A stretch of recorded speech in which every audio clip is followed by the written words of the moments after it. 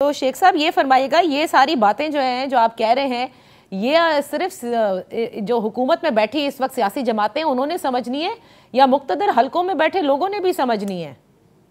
बहुत जबरदस्त सवाल किया आपने।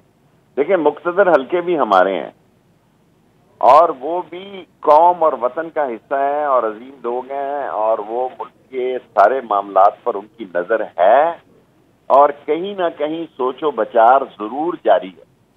अच्छा। मैं सिर्फ इस हद तक कह सकता हूं कि उनमें भी ये फिक्र लाहक है कि इस मुल्क का क्या बनने जा रहा है और उसको निकालने के लिए क्या कोई वो किरदार अदा कर सकते हैं, इस पर सोचो बचार जारी है। अच्छा, सोच विचार जारी है। कल इमरान खान साहब ने कहा ना, मैं समझौता करने के लिए सब मुल्क के लिए तैयार हूं, सबको माफ करने के लिए तैयार हूं। ये माफी किसको देने के लिए तैयार हैं? आपकी कोई बात और हुई वो है? आदमी जो करप्शन में मुलव्वस नहीं है, जिसने गरीब बाहर देखें, राजेव कैसे इलेक्शन आ रहा कि वो जो बुफर गनों की तस्वीरें हर जगह लगा दी गई, आसफ जरदारी के सरे महल की तस्वीरें हमारे जरिए नवाज शरीफ ने सारे मुल्क में लगवाई।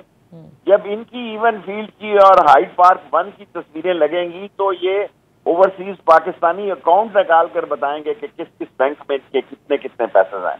हर उस आदमी को जेल में डालना चाहिए जिनके पैसे, जिन्होंने लूट मार करके अपने फॉरेन अकाउंट्स बाहर रखे हैं, जायदादें बनवाई हैं, उनकी औलादों को जेलों में डालना चाहिए, जिस तरह सऊदी अरब के शुरू के दिनों में हुआ, ताकि कौमी खजाना वापस आए।